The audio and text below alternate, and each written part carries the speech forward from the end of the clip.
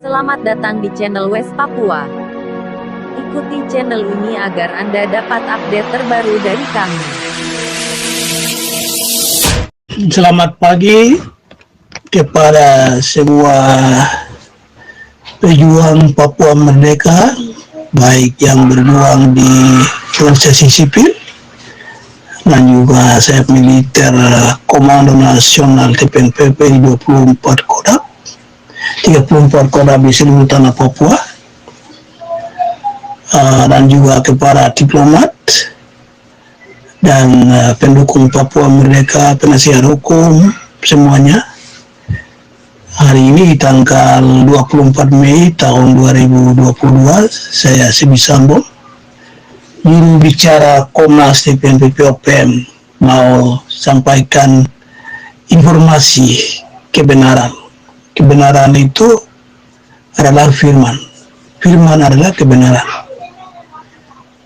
Jadi saya mau sampaikan pengalaman kami dalam perjuangan ini. Kunci utama adalah iman, kejujuran. Kejujuran dan iman. Kami percaya dan kami berjuang. Dan jujur. Iman dan jujur. Setia. Dalam perjuangan ini, maka kami terima hikmat dari Tuhan. Juga ada berkat semuanya.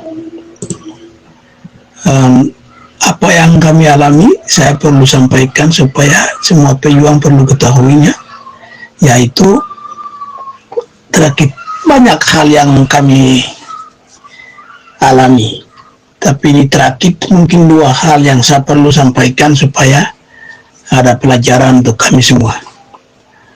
Pertama, tahun lalu kami di Bougainville dirampok oleh kelompok Jeffrey Palawak dengan Julian Urmabin.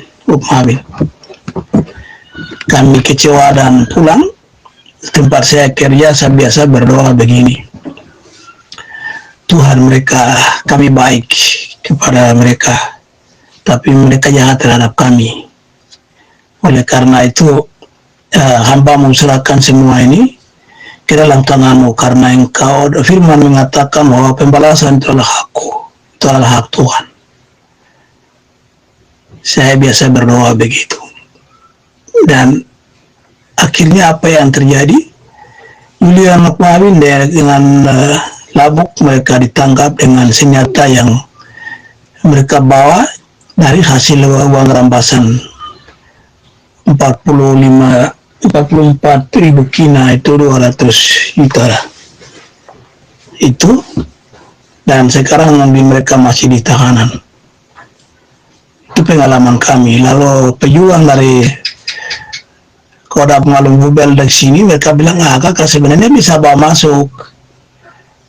Tapi begini, saya bilang, oh adik, saya itu banyak teman-teman yang dulu sarjana kuliah, tapi mereka kerja dengan kolonial, tapi saya tidak. Saya memilih untuk berjuang Papua Merdeka ini. Tuhan, ada 3 orang ada jaga saya, itu mereka punya mata, mereka ada lihat, kesian. Orang ini juga pernah sekolah, tapi ya hidupnya korbankan dirinya untuk mengabdi demi bebaskan bangsa dan negeri dan karya Tuhan, selama karya Tuhan.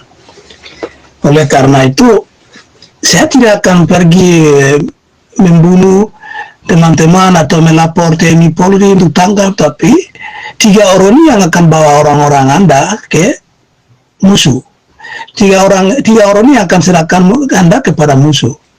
Jadi pengalaman itu terjadi di Pegunungan Bintang. Begitu Julian mereka ditangkap, Jeffrey Palawak perintahkan untuk mereka masuk serang begini, 2 pejuang mati sia-sia.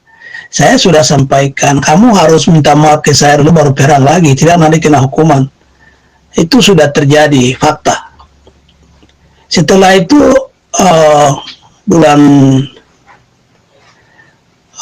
Februari itu ada pejuang dari Pegunungan Bintang datang ketemu saya, dan kita biasa bantu. Saya bilang kepala staf, Bapak bantu mereka punya kebutuhan apa, saya sibuk kerja biasa kontrol media.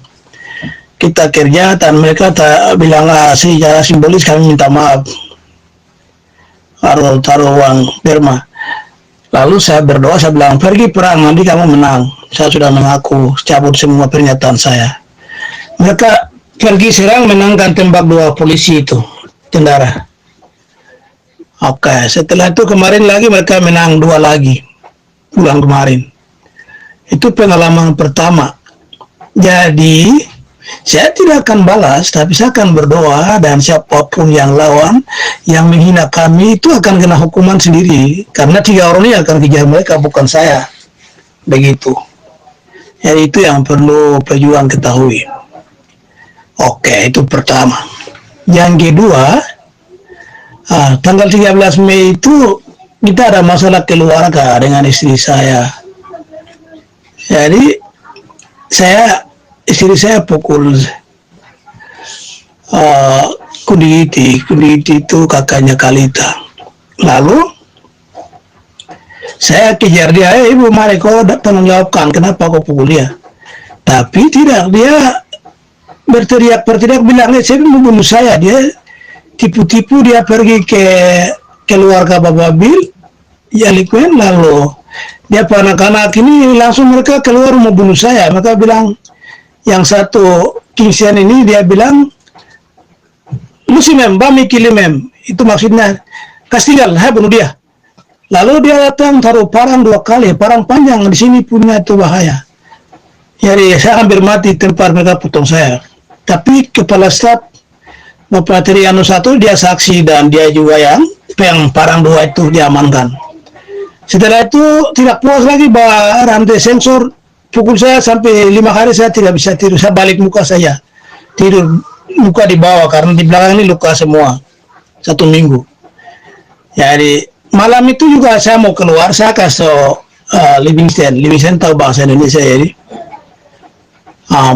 saya bilang, adik kamu 2 anak-anak kecil, saya mau bunuh kamu 2 malam ini juga saya bisa bunuh. Barang-barang semua ada, saya punya ada semua nih, kamu sudah tahu tuh. Saya siap bunuh kamu malam ini juga. Tapi kalau saya bunuh kamu, nanti saya punya rakyat rugi. Mereka akan kehilangan salah satu pemimpin yang mengendalikan perjuangan ini. Saya bilang begitu. Sudah malam itu juga saya keluar. Lalu pagi-pagi saya pergi ke kepala staf. Kepala staf saya ini salah satu pemimpin untuk bangsa Papua. Tapi mereka mau bunuh saya, ini dasarnya apa? Mereka bilang membela Mama Wim, itu tidak benar. Kalau membela kan hanya tangan saya atau pele saya. Tapi kan saya juga tidak bawa apa-apa. Saya tangan kosong, saya bukan bawa parang. Tapi mama mereka ini, istri saya mereka ini bangun isu bahwa saya bawa balok. Tidak ada, saya pergi bawa. Kepala staf juga saksi ada. Mereka mulai melakukan penipuan, mengirim pesan yang tidak benar begitu. Itu bulan Maret tanggal 13. Saya malam itu juga saya mengungsi, sampai hari ini saya tinggal di kota. Saya sudah pernah sampaikan laporan itu. Lalu apa yang terjadi minggu lalu hari Jumat itu, anak yang Kingsian yang Bapak Bipera yang membunuh saya itu dia rampok orang satu, punya uang 18.000 kina, bisa 100 juta, 90 juta. Dia rambok. Lalu hari Sabtu itu mereka mabuk semua satu mobil. Livingston ke Kingsian ke anak-anak kampung itu semua mabuk, satu uang itu besar jadi. Itu 100 juta. Jadi mereka mabuk, baru polisi tangkap mereka. Polisi langsung kasih pukul sampai Livingston, anak Bapak Bipana yang mereka mau bunuh saya itu. Satu itu tulang rahang patah. Kemudian yang Kingsian tuh mereka bordiap kaki di bawah sini, pakai martilo, baru langsung kasih tembus kaki di ini, sendi di bawah ini, kaki lutut baru di bawah, yang pergelangan kaki di bawah ini, mereka langsung obeng besar, baru pakai martilo hantam sampai tembus sebelah, lalu kasih hancur, dia tinggal tunggu mati begitu. Ada laporan kemarin, mereka anak Nobela datang kasih laporan. Jadi saya biasa berdoa juga begitu. Anak-anak saya datang, saya masak, mau makan, saya berdoa begini. Tuhan jaga anak-anakku, juga Wimane Novela dengan mama mereka. Mama itu maksudnya istri saya, mama Wimane di kampung. Tuhan jaga mereka, Wes, Merdeka, Jibur, saya punya burung-burung yang ada semua saya biasa berdoa. Lalu orang-orang yang tinggal di kampung itu yang mengasihi kami, Tuhan berkati mereka. Tapi saya biasa berdoa itu, saya bilang, Tuhan juga tahu Bapak Bill dengan keluarga jahat membunuh saya, tapi saya serahkan semua ke dalam tanganmu karena engkau mengatakan pembalasan adalah hakku. Oleh karena itu saya serahkan semua. Saya tunggu waktu.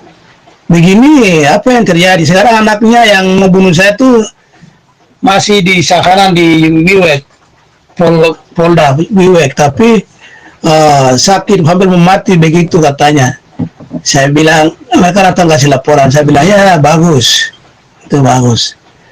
Begitu saja saya pengalaman. Jadi saya laporkan kepada semua pejuang bahwa pengalaman ini pelajaran untuk kami kerja ke depan, bahwa kami tetap jujur, setia untuk berjuang dan bahwa rakyat kami keluar dari penjajahan oleh pemerintah koloni Republik Indonesia. Ya, ini saya pikir penting karena ini adalah kebenaran. Saya sudah bilang firman Tuhan. Kita kembali firman Alkitab yang kita pernah belajar orang Barat punya itu.